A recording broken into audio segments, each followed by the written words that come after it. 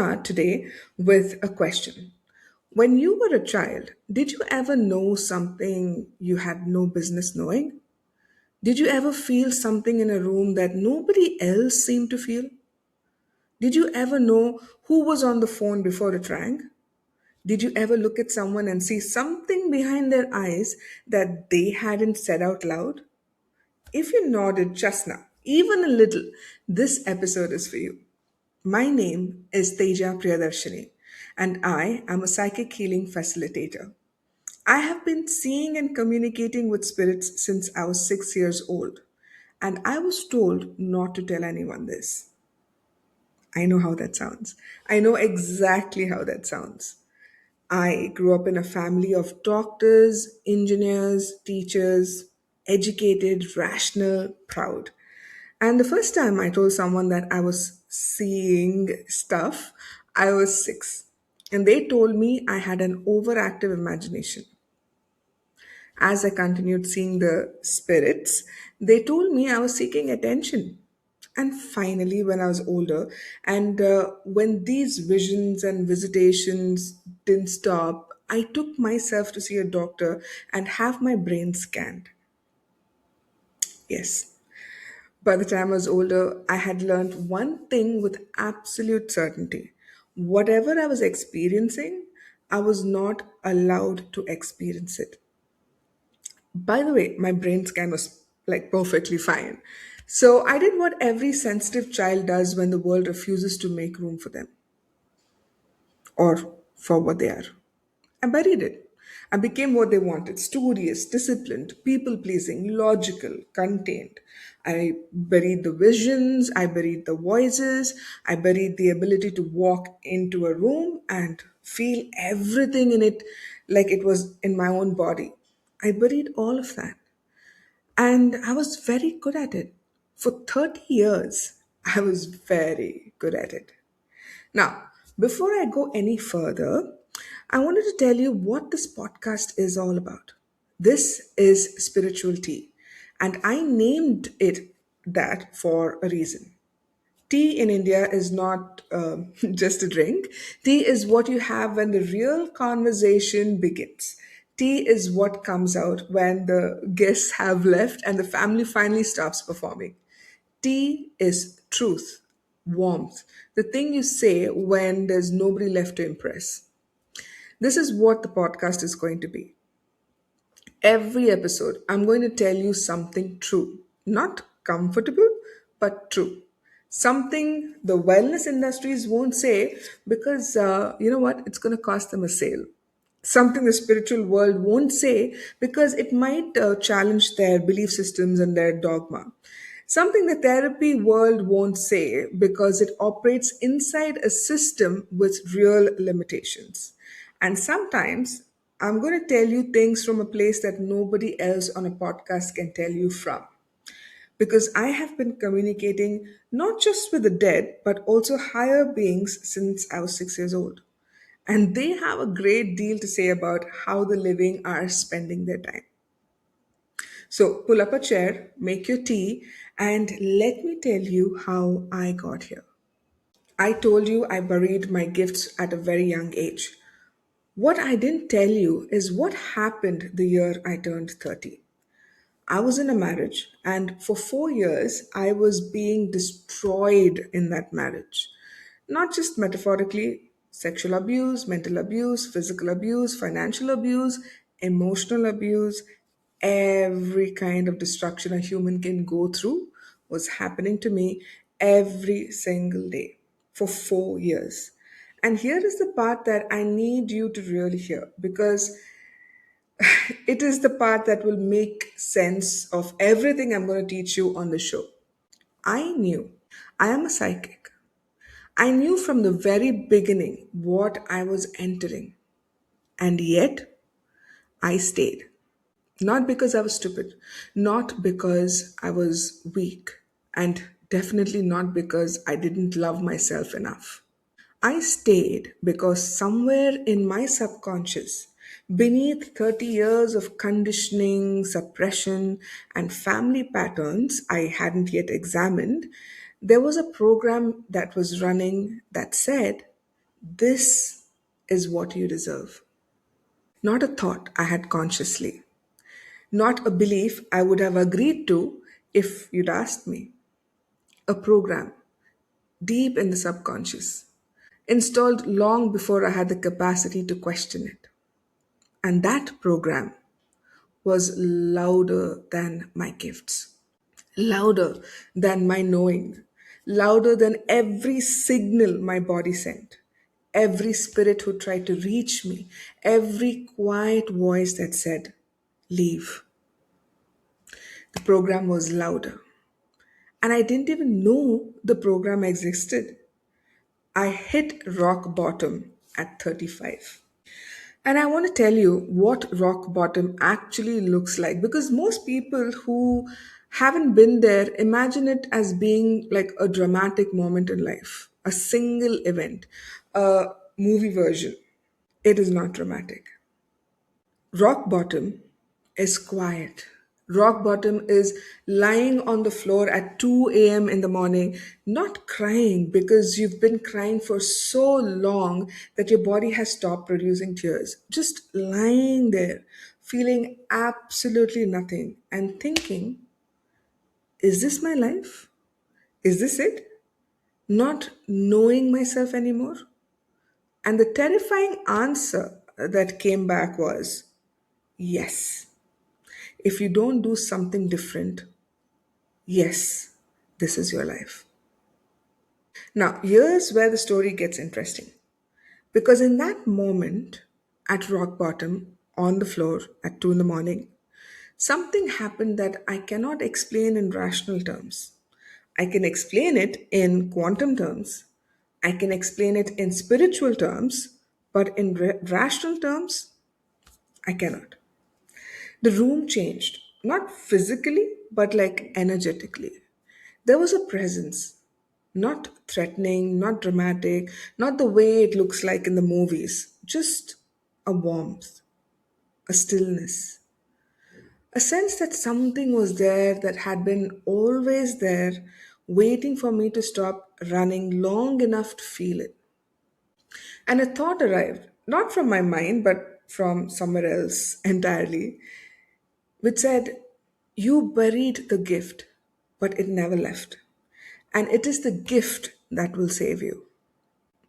I don't expect you to believe this.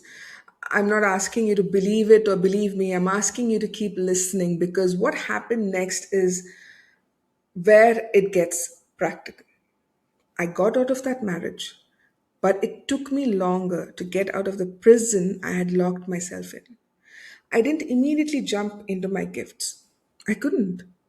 I started doing the work, not journaling, not positive affirmations, not releasing and letting go. The real work, quantum hypnosis, deep subconscious excavation, Akashic record access, energy clearing, and a whole lot more. And what I found in that work, what I found in every session, every layer, every corner that I had buried, was not darkness. What I found was me, the original me, the 6 year old who could see across dimensions, the girl who walked into rooms and felt the grief of people who were pretending to be fine, the child who spoke to her grandfather who had already died but was not afraid. She hadn't gone anywhere. She had just been waiting for over 35 years for the conditions to finally be safe enough to come home. And I want to talk now about what I discovered in that healing work because this is the part that changed everything. And this is the part that is the foundation of everything I'm going to teach you on this show. When I went into quantum hypnosis and I worked on myself for months before I worked with anyone else, I found three things that I have now found in every single person I've worked with, without exception. The first thing is this: every limitation you have, every pattern, every block, every wound has an origin. Not a vague origin, a specific one. A specific moment in a specific time where a specific decision was made by your subconscious. usually under extreme stress, usually in childhood, that had been running ever since as a thought. It is a fact. My decision was made in fragments across my childhood, but one moment stood out in the session more than any other. I was 15 years old, sitting, at dinner table. I was with my family, and I had just told my family something I had seen, something I knew about a relative, something I had no business knowing. And the look on their face was not anger; it was like fear mixed with confusion and worry. They were afraid of what I was, and that fear that I received as a 15-year-old who only wanted to be loved and accepted became like a program. What I am is not normal. What I am scares people. I must hide what I am in order to be safe. That program ran for 30 years. It ran me into a marriage where I hid. It ran me into 4 years of abuse where hiding felt safer than being seen. It ran me into complete disconnection from the only thing that was ever actually mine. One moment, 30 years of consequence. Here is what quantum hypnosis does that nothing else does. It goes into that moment not to analyze it, not to understand it better, to complete it. To go back in the theta brainwave state where the subconscious is fully accessible and give that 15-year-old girl what she needed in that moment. Not what she got, what she needed: safety, acceptance. Someone saying, what you are is extraordinary, not dangerous, not abnormal, extraordinary. When I did that work on myself, something changed.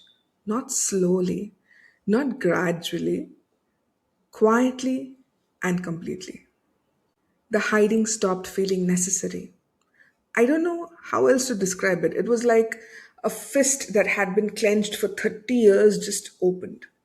And everything I had been protecting, the gifts, the sight, the knowing, the ability to communicate between worlds, came flooding back. Not as something strange or threatening, but as mine, as what I had always been. I wanted to tell you something now that I have been building towards. I am a psychic medium. I see and communicate with spirits. I am a quantum hypnosis therapist. I facilitate deep healing at the subconscious level. I read Akashic records, the quantum field that stores the patterns of every soul across every lifetime. And here is what I know from all of it, from thousands of sessions, from hundreds of spirits, from every layer of subconscious I have ever been privileged to witness. Every person I have ever worked with has been carrying that was never theirs to carry. Listen to this again. Every person I've ever worked with was carrying something that was never theirs to carry. Not one exception. The woman carrying her mother's grief, the man carrying his father's shame, the child who learned to disappear because their emotions were too much for the adults in the room, the high achiever performing for a love that was always conditional, the addict medicating a feeling that they were never allowed to have. Every single one carrying someone else's program, living someone else's limitation, suffering someone else's unfinished business. And every single one of them thought it was just who they were. That is the lie I'm going to spend this podcast dismantling, episode by episode, story by story. Not with theory, with real accounts from real sessions, real people, real shifts. The moments when something that had run for decades quietly stopped running. The moment a person looked at me and said, I don't know what happened, but I feel like myself for the very first time. That moment, again and again, is why I'm here. So, here is what you can expect from spiritual tea. I am going to tell you the truth about why your healing isn't working and what level it actually needs to reach. The truth about what addiction actually is, and it's not what the industry tells you. The truth about why your phone is doing something to your nervous system that you need to know about right now. The truth about why the same relationship keeps happening and it has nothing to do with the other person. The truth about what spirits of people who have crossed over consistently say about how the living are spending their lives. And I'm going to tell you these truths the way my grandmother told stories, sitting cozily with tea, where there was nothing left to perform, because that is what you deserve. Not a polished product designed to keep you subscribed, not a system that keeps you in the healing loop. The truth, the actual truth, the one that sets you free. I'm going to leave you with one thing today. If you're carrying something that nothing has moved, if you have been on the healing journey and something significant has not shifted, if there is an area of your life where you have tried everything and the ceiling remains, I want you to know something. You are not broken. You are not beyond healing. You have simply not yet reached the level where the thing actually lives, the subconscious, the body's memory, the quantum field that holds the decision that was made.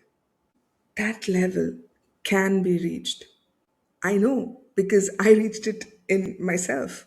I know because I have witnessed it being reached in people across the 11 countries I've worked with so far.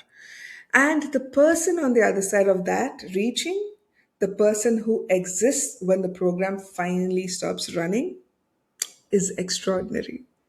They always were. You always were. You were just waiting for the conditions to finally be safe to come home. So thank you for being here. I'll see you next week.